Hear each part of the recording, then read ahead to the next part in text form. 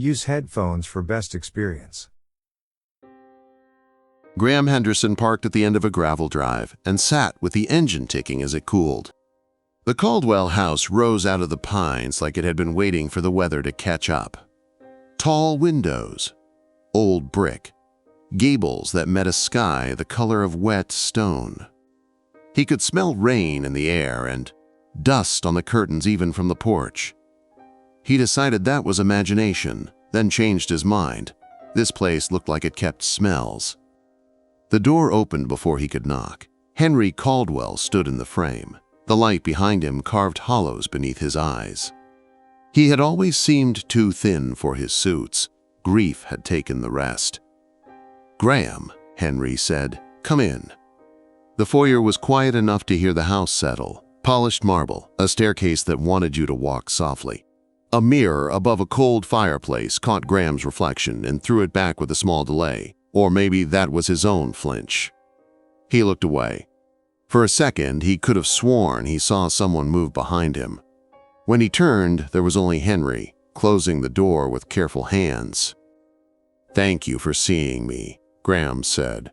His voice sounded like it belonged to the kind of man who had driven all day rehearsing what not to say. "Your family," Henry said. The word did not know where to land. They went to the parlor. A single lamp made a pool of light that left the corners to themselves. Heavy drapes, old wood, the faint scent of lemon polish on something that had not been used in a long time. They sat. Graham watched the way Henry held his own fingers as if keeping them from shaking. "I want to hear it from you," Graham said, and he had to push the words out. "What happened?"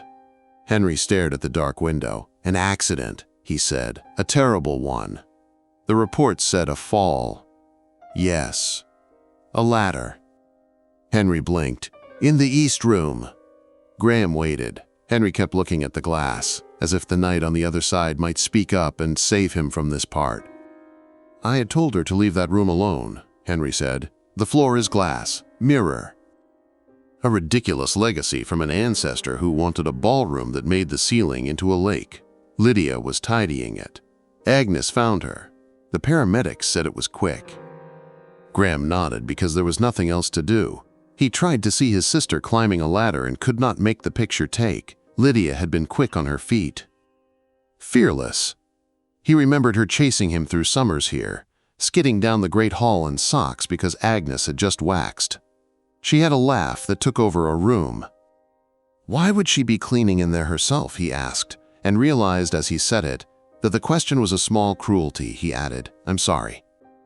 Henry's mouth tightened. She liked her projects. That room was one. "It is a hazard. It always has been." A soft voice from the doorway said, "It is wrong." Agnes stood there in her black dress, hands worrying the edge of her apron. Her hair had thinned and gone white in a way that made her seem lighter and more fragile, but her eyes were the same. She had been here when Graham was 10. She had told ghost stories in the kitchen while Lydia begged for one more. He felt the old urge to obey her and the new urge to argue with time. "Agnes," Henry said, "you should rest." "I heard voices," she said. She looked at Graham and her face softened. "I am so sorry," she said. "Your sister was dear to me." "Thank you," Graham said. Agnes looked toward the east wing and made the sign of the cross.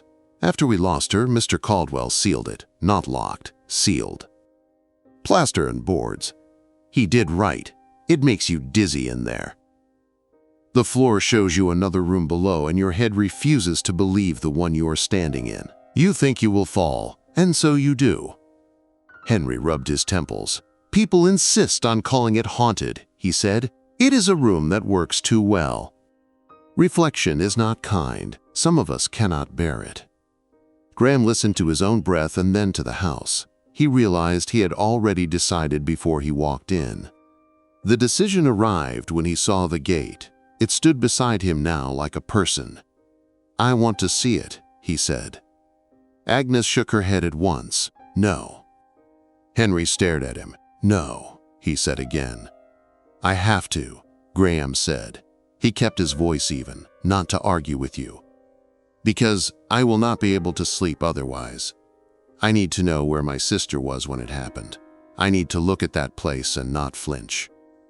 Henry's jaw worked as if chewing a bitter seed. "I sealed it for a reason," he said. "I do not want to open it again." "You do not have to go in," Graham said. "I will be careful, I promise. A few minutes, then we close it again, please." Henry looked at Agnes, who looked back with the expression of someone trying to hold a door against a wind. At last, Henry exhaled and stood. "I will not step onto that floor," he said, "but I will show you the door." They walked down a long corridor where the sconces did not overpower the dark so much as mark it. Graham kept to the runner and tried not to look at the portraits. He failed and glanced anyway. The glass over a painted face offered him his own outline, layered over an ancestor with a cruiser's jaw. For a heartbeat, he thought there was a third shape, a smear of someone just behind. When he turned, nothing moved. He told himself to stop putting teeth on shadows. The door at the end of the hall had been fine once. The iron handle had gone green and left a little tear of verdigris down the wood. Plaster covered the seams. 2 boards formed an X. Beneath a wash of white, a red warning bled through. "Do not enter." Agnes came with a toolbox and a big flashlight. She pressed the light into Graham's palm and squeezed his fingers around it. "If you feel strange, you come out," she said. "Promise me." "I promise," he said, and tried to smile. Henry handed him a small sledge and a trowel. He had set the tools aside when he sealed this door. He had probably hoped never to touch them again. Graham broke plaster in dusty plates. Each hit made the hallway answer back in a dull echo. He pried the boards off. Nails screamed. Plaster fell away in a snowfall of chalk. When the iron handle turned the first time, it refused, then it gave. The hinges groaned. A cool breath came out of the dark and met his face. It smelled like dust and cedar. There was a sharp edge to it he could not name. Henry caught Graham's shoulder hard enough to hurt. "Do not trust your eyes in there," he said. Agnes whispered a prayer. Graham stepped through. The cold was immediate, like a cellar that kept winter on purpose. He swept the flashlight in an arc, and the beam went on, because the floor threw it back. The room was square and plain except for the floor, which was not plain at all. Mirror, wall to wall. No seams that he could see. The walls wore old paint the color of dried wine. Shelves near the ceiling. An empty sconce. In the far corner, a wooden ladder lay crooked and wrong, as if it had tried to lie down and had not learned the trick. He moved toward the center. The beam made a straight white path across the glass and returned to meet it, so it felt like walking above a stripe that ran into a second room below. Each step came with a double sound, the real thud, then a small answering note that seemed to be the floor's own thought about the matter. He kept the beam ahead. When he turned his head even slightly, the world threatened to tilt. He stopped where he felt the room begin to press. He lifted the light to the ceiling. Plain plaster up there, not mirror. A stain near the center, a round shape, ragged at the edge, a color you notice even in bad light. The beam returned to the floor. A stain there too. Smaller, not fresh, edges fractured where the glass had cracked and then stopped. Graham swallowed and did not speak because the image said everything. On the floor, her blood. On the ceiling above, its twin, an echo that the room would not release. His hand shook, and the beam wobbled. For a moment, he did not look at anything. He closed his eyes. His throat went tight. He wondered if Lydia hated being alone at the end, and then wanted that thought back because it came with a picture he could not keep. He knelt. The glass was colder under his knee than it had any right to be. He put 2 fingers against the stain without touching it. The beam showed dust in the edges of the cracks, and something else that might have been spider silk. He stood again because his legs wanted him to. The ladder waited along the far wall. He went to it and ran a hand along the rung that had split. Splinters prickled his palm. A gray rag lay on the floor nearby. He picked it up and held it and then tucked it in his jacket pocket without thinking. The reflex felt like a ritual. He heard his own voice say, "I am sorry," and then quiet. The room did what it did best. It put his shape under his feet and made him believe in a second space, the down room, where everything was inverted. He decided to test it and lifted the light toward the ceiling so the floor would receive only a wash. He lowered his eyes. Vertigo rose up in him like a wave. It was as if he had stepped out onto a sheet of ice above a well. The ladder seemed to hang downward under him.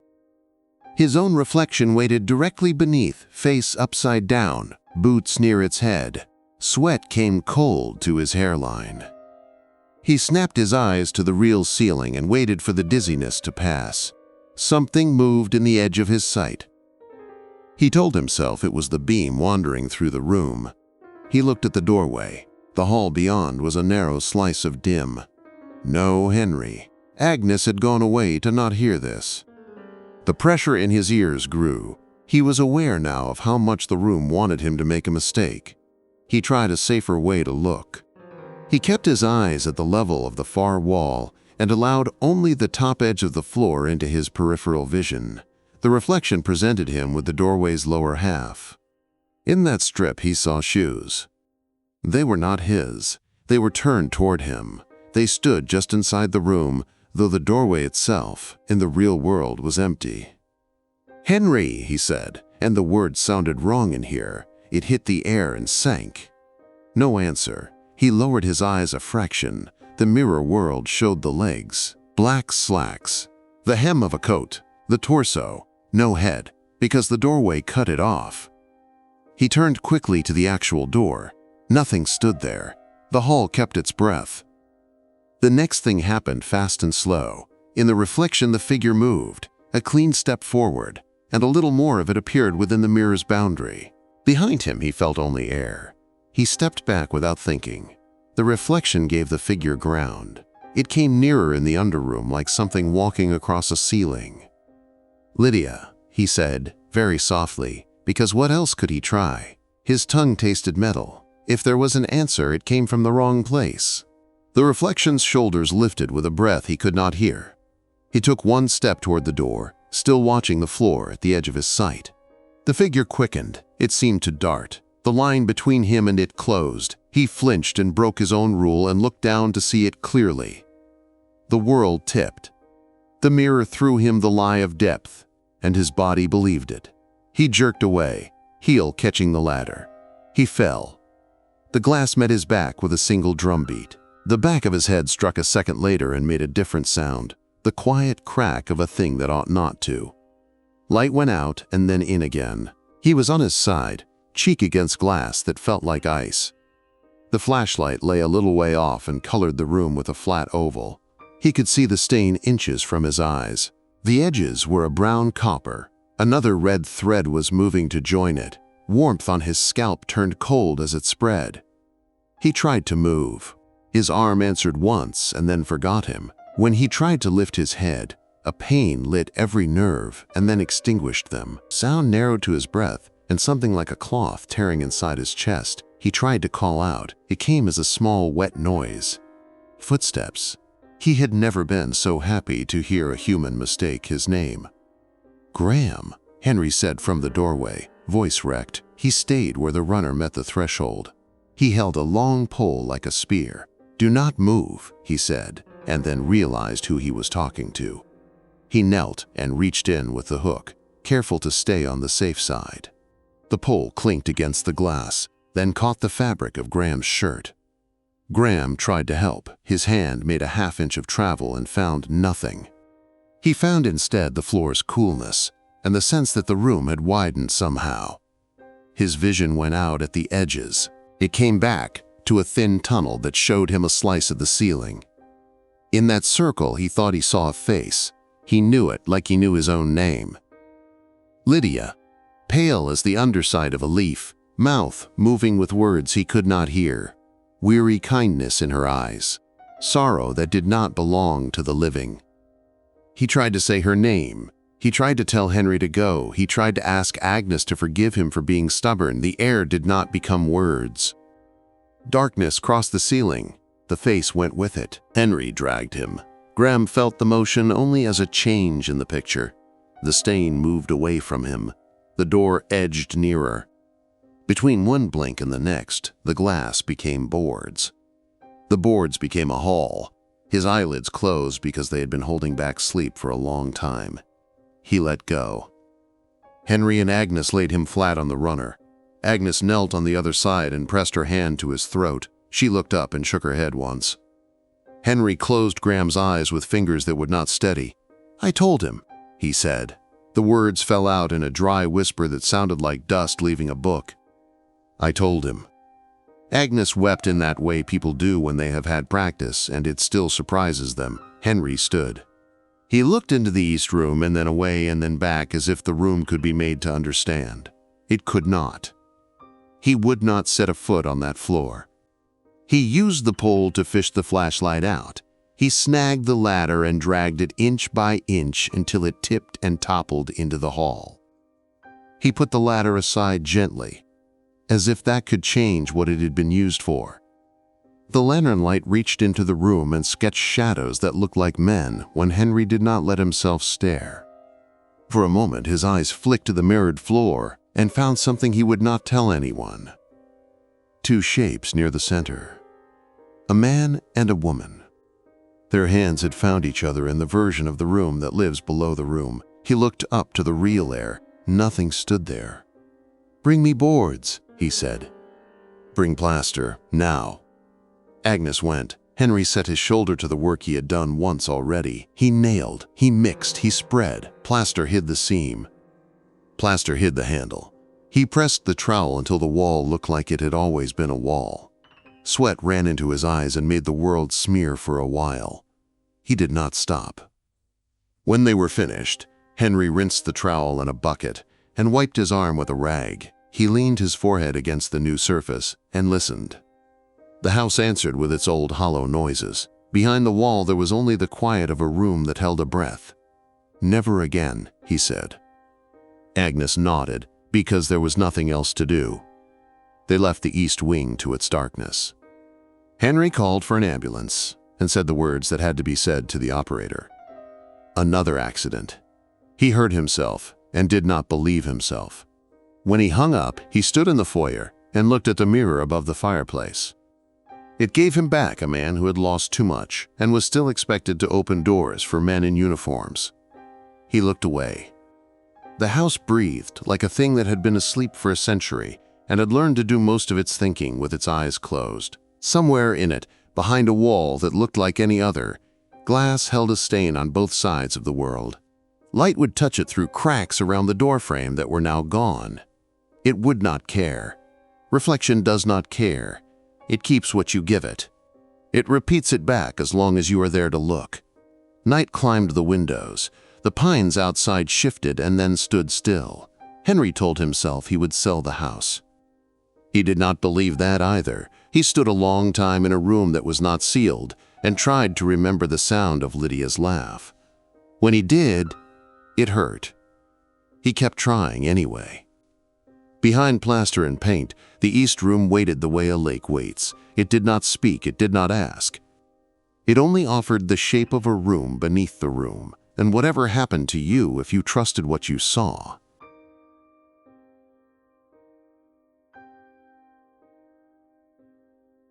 If you enjoyed this video, please do not forget to like, comment, or share this video with your friends. Subscribe to our channel to hear more stories like this one.